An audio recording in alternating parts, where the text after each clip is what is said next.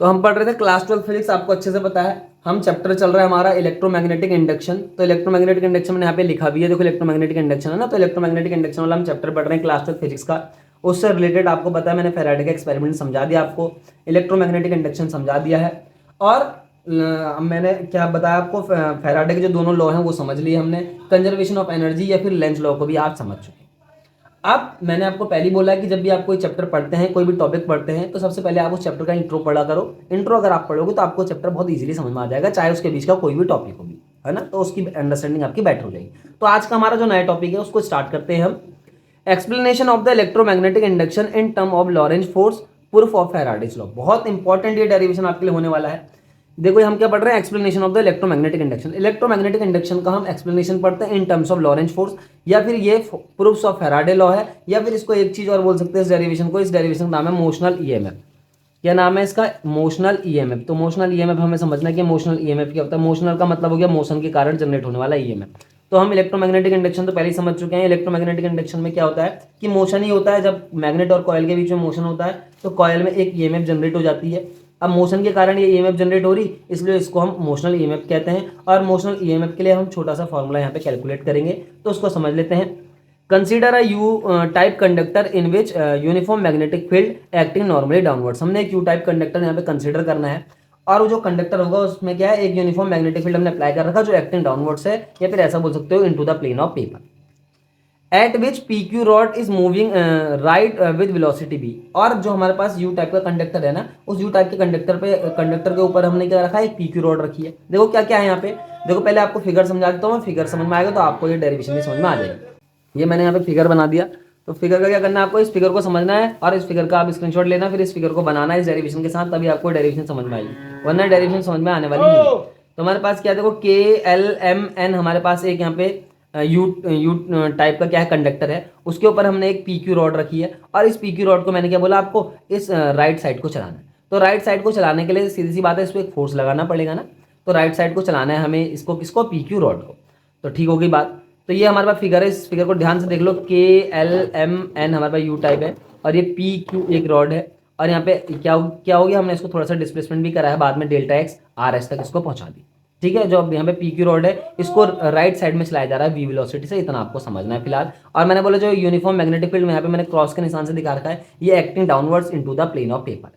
ठीक होगी बात। तो इतनी चीज आपको ध्यान से समझनी है। मैंने यहाँ पे फिगर किया है, इस फिगर का स्क्रीनशॉट ले लो, या फिर सबसे पहले आप इस फिगर को बना लो पास में, और तब जाके इस डेरिवेशन को स्टार्ट करना। ध्यान रखना इस बात को, अगर आप फिगर बनाओगे तभी जाके आपको डेरिवेशन समझ में आएगी। तो देखो मैंने सबसे पहले क्या बोला, कंसीडर यू टाइप कंडक्टर हमने यू टाइप कंसीडर करा, जिसको हमने के एल एम एन बोला, सीधी सी बात है। और उसमें एक हमने क्या करा, यूनिफॉर्म मैग्नेटिक फील्ड में उस यू टाइप कंडक्टर को रखा हुआ है, और जो यूनिफॉर्म मैग्नेटिक फील्ड है वो into the plane of paper है।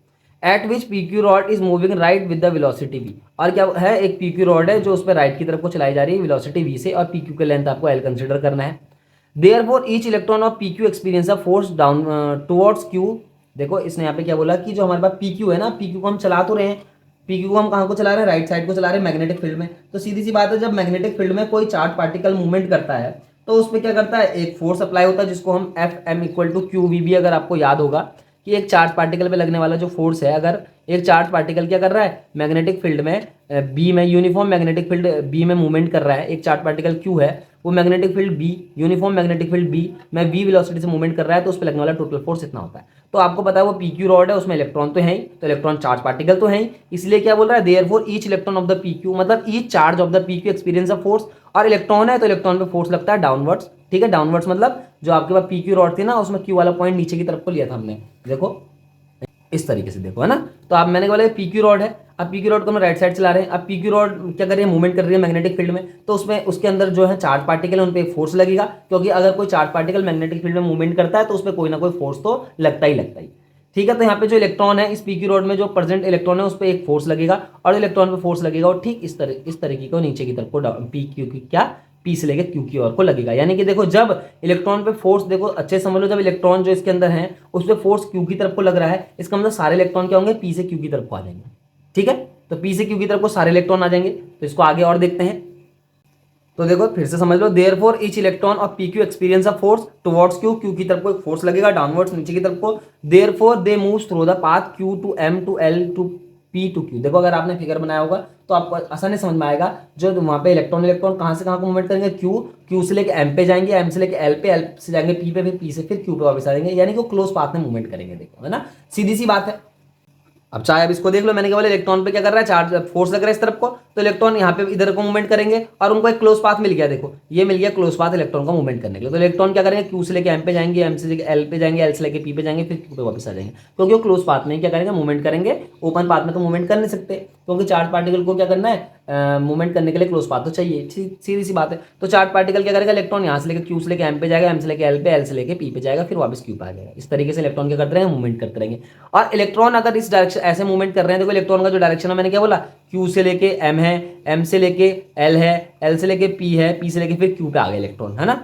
और सीधी सी बात है, जब इलेक्ट्रॉन इस तरीके से फ्लो हो रहे तो ठीक इसके अपोजिट डायरेक्शन में, क्यू से लेके पी, क्यू से लेके पी, पी से लेके एल, ठीक है, पी से लेके एल और एल से फिर एम, एम और एम से लेके फिर क्या, क्यू, इस डायरेक्शन में क्या होगी, करंट फ्लो होने लग जाएगी। क्योंकि आप अच्छे जानते हैं क्या कहते हैं, इलेक्ट्रॉनों के फ्लो होने के अपोजिट डायरेक्शन में करंट फ्लो होती है। तो इस फिगर को आप अच्छे से बना लो, मैंने पहले बता दिया आपको। अब इस डेरिवेशन को हम आगे कंटिन्यू करेंगे। तो इतना तो मैं आपको समझा चुका हूँ कि करंट जो है क्यू से लेके एम, इलेक्ट्रॉन जो है वो क्यू से लेके एम जाएंगे, एम से लेके एल, एल से लेके पी, फिर क्यू में वापस आ जाएंगे। And hence the current moves through the path Q to P to L to M to Q, यानी कि जो करंट है इलेक्ट्रॉनों के ठीक अपोजिट डायरेक्शन में मूवमेंट करना स्टार्ट कर देंगे। Because since the conductor is moving in magnetic field B, हमें अच्छे से पता है कंडक्टर है यहाँ पे, जो पी क्यू कंडक्टर है उसकी लेंथ एल है, वो मैग्नेटिक फील्ड बी में मूवमेंट कर रहा है, तो उस पर भी एक क्या लगेगा, फोर्स लगेगा। ठीक है, तो क्या लिखा, since the conductor is moving in magnetic field therefore a motional EMF will produce in PQ. देखो हमारे पास कंडक्टर जो है मैग्नेटिक फील्ड में मूवमेंट कर रहा है, तो मैग्नेटिक फील्ड में मूवमेंट करेगा तो उससे रिलेटेड मैग्नेटिक फ्लक्स लगातार चेंज होगा, उसमें एक ईएमएफ भी जनरेट होगा, और उस ईएमएफ को मोशनल ईएमएफ कहेंगे, क्योंकि ये ईएमएफ जो जनरेट हो रहा है वो पीक्यू के मोशन के कारण जनरेट हो रहा है। अब हमारे पास क्या, हम अच्छे जानते हैं, हमारे पास एक रॉड है, अगर उसका लेंथ एल है और मतलब करंट कैरिंग कंडक्टर है हमारे पास एक, जिसमें आई करंट फ्लो हो रही है, तो उस करंट कैरिंग कंडक्टर को अगर हम मैग्नेटिक फील्ड बी में रखते हैं ना, यूनिफॉर्म मैग्नेटिक फील्ड में, तो उस पर लगने वाला टोटल फोर्स मैग्नेटिक फील्ड के कारण इतना होता है। मैंने क्या बोला, हमारे पास एक करंट कैरिंग कंडक्टर है, उस करंट कैरिंग कंडक्टर को अगर आप यूनिफॉर्म मैग्नेटिक फील्ड में कहीं पे रखते हैं, तो उस करंट कैरिंग कंडक्टर पे लगने वाला टोटल फोर्स, तो पी क्यू पे लगने वाला टोटल फोर्स इस तरीके से टुवर्ड्स लेफ्ट, और ये left hand right, left hand जो फ्लेमिंग का लेफ्ट हैंड रूल है, वहां से भी आप इसको कैलकुलेट कर सकते हैं कि F1 की डायरेक्शन की तरफ होगी, लेफ्ट की तरफ को F1 की डायरेक्शन होगी। इस चीज को आपको ध्यान रखना है।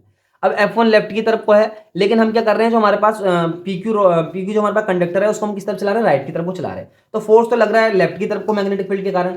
जो ये F1 है ना, आपको ध्यान रखना है, ये PQ पे लगने वाला फोर्स है due to presence of magnetic field, B के कारण लगने वाला फोर्स है। अब ये लेफ्ट की तरफ को फोर्स लग रहा है, लेकिन हमें क्या करना है, जो हमारे पास कंडक्टर है PQ, उसको हमें राइट की तरफ को चलाना है। तो राइट की तरफ को चलाने के लिए हमें क्या करना पड़ेगा, F1 के बिल्कुल बराबर एंड अपोजिट डायरेक्शन में फोर्स लगाना पड़ेगा। देखो, to move PQ towards right, अगर हम PQ को राइट की तरफ को चलाना चाहते हैं, अब force equal to F1 will be applied towards right, तो हमें F1 के ठीक बराबर राइट की तरफ को फोर्स लगाना पड़ेगा। ठीक, और वो इसको हम इस तरीके से लिख देंगे, F बराबर माइनस F1, या फिर F बराबर माइनस IBL करके वो आ जाएगा। अब देखो L और B के बीच का एंगल 90 है वहां पे, अगर आप ध्यान से देखोगे, देखो हमारे पास क्या, देखो हमारे पास जो PQ है वो इस तरीके से रखी है ना, देखो वाई डायरेक्शन में, और मैंने आपको क्या बोला था, PQ जो है ये PQ रॉड थी, देखो आप उस फिगर को ध्यान से देखना चाहे, PQ रॉड है, PQ रॉड को हमने ऐसे रखा हुआ है वाई डायरेक्शन में, वाई एक्सिस के अकॉर्डिंग, और जो मैग्नेटिक फील्ड है मैंने क्या बोला, वो inside the plane of paper, इस प्लेन ऑफ पेपर के अंदर की तरफ को है, तो ये जो लेंथ हो गई है तो L हो गई, है ना, और magnetic field inside the plane of paper है, मतलब इस पेपर के अंदर की तरफ को, तो दोनों के बीच में 90 का एंगल है, इसलिए एल बी साइन थीटा करके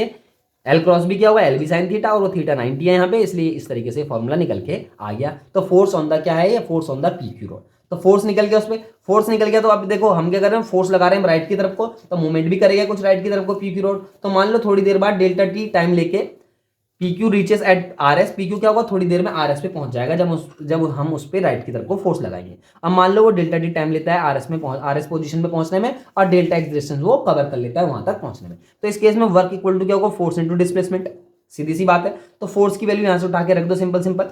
ठीक, अब देखो यहाँ पे माइनस आई बी एल डेल्टा एक्स हो गया। अब अगर आप अच्छे से जानते हैं तो वेलोसिटी इक्वल टू होता है डिस्प्लेसमेंट डिवाइडेड बाय टाइम। तो आप अगर डिस्प्लेसमेंट देखोगे तो वेलोसिटी मल्टीप्लाई टाइम इस तरीके से निकल के आ जाएगा। तो इस डेल्टा एक्स की जगह आप सीधा रखेंगे v इंटू डेल्टा टी। ठीक होगी बात। अब ये आई और टी को अगर आप देखेंगे, आई और टी को हम क्यू लिखते हैं सिंपल सिंपल, तो वर्क इक्वल टू आ जाएगा minus B L V Q. बहुत इंपॉर्टेंट ये आपके लिए फॉर्मूला होने वाला है। अब देखो हम अच्छे जानते हैं वर्क तो हमने निकाल दिया भाई, ठीक है। वर्क उस पीक्यू रॉड पे, जो पीक्यू रॉड को चलाने के लिए पीक्यू जो हमारे पास कंडक्टर है उसको हम राइट साइड में चलाने के लिए हमें इतना वर्क करना पड़ रहा है, मतलब हमने पीक्यू जो हमारे पास कंडक्टर था उसको हमने right side delta x distance चलाया और हमें इतना वर्क वहां से क्या हो गया, प्राप्त हो गया या फिर ऑब्टेन हो गया, ऐसा समझ लो। तो ईएमएफ आप अच्छे जानते हैं, मैंने आपको ये बताया था V बराबर आई आर होता है, ठीक है ना, सीधी सी बात है। V बराबर क्या होता है, आई आर होता है, या V का एक फॉर्मूला अगर आपको याद होगा, बेसिक फॉर्मूला पोटेंशियल डिफरेंस का W अपॉन क्यू होता है, वर्क अपॉन चार्ज होता है, सीधी सी बात है। अब देखो V और E में ज्यादा अंतर होता नहीं है, मैंने पहले बोल दिया। V और E क्या है, V पोटेंशियल डिफरेंस है, E क्या है, E मैक्सिमम पोटेंशियल डिफरेंस है, जिसको हम ईएमएफ भी बोलते हैं। तो EMF equal to W upon Q करके इस तरीके से आपको लिखना है। तो वर्क की वैल्यू यहां से रख दी, तो Q से Q कैंसिल, फिर इक्वल टू हो जाएगा माइनस BLV। तो देखो ये जो है, ये उस PQ रॉड में जो हमारे पास PQ हमारे पास कंडक्टर है ना, उस PQ कंडक्टर में जनरेट होने वाला ईएमएफ है due to motion in the magnetic field B। तो मोशन के कारण ये जनरेट हो रहा है ईएमएफ पीक्यू कंडक्टर में, तो इसलिए इसको मोशनल ईएमएफ भी हमने नाम दे दिया, मोशन के कारण जनरेट होने के कारण। The rate of change of magnetic flux, अगर आप rate of change of magnetic flux निकालते हैं, मान लो, मतलब rate of change of magnetic flux का मतलब क्या हो गया, D phi by D T. D phi क्या है, डी फाई यहाँ पे मैग्नेटिक फ्लक्स में होने वाला चेंज है। तो मैग्नेटिक फ्लक्स में होने वाले चेंज को हम कैसे कैलकुलेट करते हैं, बी डॉट डी है ना, बी डॉट डेल्टा ए। अगर मैंने आपको पढ़ाया इस चैप्टर के इंट्रो में, सबसे पहला टॉपिक हमारे पास मैग्नेटिक फ्लक्स का ही था। तो मैग्नेटिक फ्लक्स का वहां पे फॉर्मूला ही ये था, बी डॉट ए। तो बी डॉट डेल्टा ए आ जाएगा इस डेल्टा फाई की जगह, डी फाई की जगह, ठीक होगी बात। अब ए है, एरिया है, तो एरिया बराबर होता है लेंथ इंटू ब्रेथ, तो लेंथ इंटू ब्रेथ रख देंगे तो एरिया भी निकल के आ जाएगा। तो इस डेल्टा ए की जगह मैंने लेंथ इंटू ब्रेथ रख दिया। देखो लेंथ तो उस पीक्यू की जो कंडक्टर है उसकी लेंथ हो गई, डेल्टा एक्स वो डिस्टेंस चला, इसलिए उस डिस्टेंस को हमने ब्रेथ ले लिया, ठीक है। तो लेंथ इंटू ब्रेथ बराबर एरिया हो गया। अब ये delta x upon delta T हो गया, फिर से देखो ध्यान से, तो ये डिस्प्लेसमेंट अपॉन टाइम, फिर क्या आ गया, वेलोसिटी आ गया। तो बी एल और ये वेलोसिटी भी, तो यहां से हमने क्या निकाला, delta five by delta T या फिर D five by D T बराबर बी एल बी। और आप अच्छे जानते हैं, देखो जो हमारे पास फैराडे का सेकंड लॉ था ना, उस फैराडे के सेकंड लॉ को अगर आपको याद होगा, इन दोनों इक्वेशन को आप ध्यान से देखो पहले। इन दोनों इक्वेशन में क्या आ रहा है, सिंपल इन दोनों की क्या है, राइट साइड बराबर आ रही है, केवल माइनस साइन तो आ रहा है एक्स का। तो जब इनकी राइट साइड बराबर है तो इनकी लेफ्ट साइड भी क्या हो जाएंगी, सीधा सीधा बराबर हो जाएंगी। देखो हमने यहाँ पे निकाला ई, ये पी क्यू जो हमारे पास कंडक्टर है उसमें जनरेट होने वाला जो ईएमएफ हो गया। The rate of change of magnetic flux, मैंने बोला आपको बोला d phi by D t करके ऐसे निकल जाता है ना। तो d phi by D t simple सी बात है। तो डी फाई क्या है, मैग्नेटिक फ्लक्स, तो बी डॉट डेल्टा इसका फॉर्मूला है। और एरिया इक्वल टू क्या होगा, लेंथ इंटू ब्रेथ, मैंने पहले बोल दिया आपको, लेंथ उसकी एल है और डेल्टा एक्स वो डिस्टेंस कवर कर गया, इसलिए उसकी ब्रेथ को डेल्टा एक्स ले लेंगे। अब डिस्प्लेसमेंट अपॉन टाइम है तो इसको वेलोसिटी बोल देंगे। तो आप अगर इस इक्वेशन फर्स्ट और इक्वेशन 2 को ध्यान से देखोगे, ठीक है, तो इन दोनों में देखोगे राइट साइड इक्वल है, केवल एक नेगेटिव साइन तो है बस। तो एक लिखोगे फ्रॉम 1 एंड 2 के लिखोगे फ्रॉम 1 एंड 2 लिखना है पे। और देखो सीधे से आपको दिखाई दे रहा ई इक्वल टू, जो आपके पास एक फॉर्मूला निकल के आएगा, उस फॉर्मूले को हम यहाँ पे लिख देते हैं। ई इक्वल टू क्या हो जाएगा, देखो ई इक्वल टू हो जाएगा आपके पास minus d five by D t. तो यही आपका फैराडे का सेकंड लॉ था और इसको हमने यहाँ पे प्रूव भी कर दिया फ्रॉम 1 एंड 2 से। तो ये जो डेरिवेशन है आपकी दो टाइप से आती है। देखो ये तो ये बोलेगा आपको कि मोशनल ईएमएफ क्या होता है, उसका फॉर्मूला कैलकुलेट करो। तो आपको मोशनल ईएमएफ बोलेगा ना अगर, तो यहाँ तक आपको कैलकुलेट करना है, फिगर के साथ आता है, ठीक है। अगर आपको बोलेगा प्रूफ ऑफ फैराडे लॉ करो, तो आप थोड़ा सा और आगे लिख के और इन दोनों को कंपेयर करके इस तरीके से यहाँ पे लिख के आ जाएंगे। तो आपके पास ये मोशनल ईएमएफ था, बहुत इंपॉर्टेंट ये डेरिवेशन इस चैप्टर का है। अगर आपको डेरिवेशन समझ में आया तो आप इसको लाइक करना है ना, ठीक है, अच्छी बात है। देखो मैंने क्या बोला, अगर आपको डायरेक्शन समझ में आया, और मैंने एक चीज़ और बोली है, डायरेक्शन समझ में तभी आते हैं, आगे का चैप्टर समझ में तभी आता है जब आप पीछे का चैप्टर ध्यान से पढ़ोगे।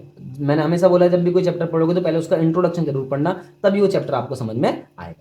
Thank you.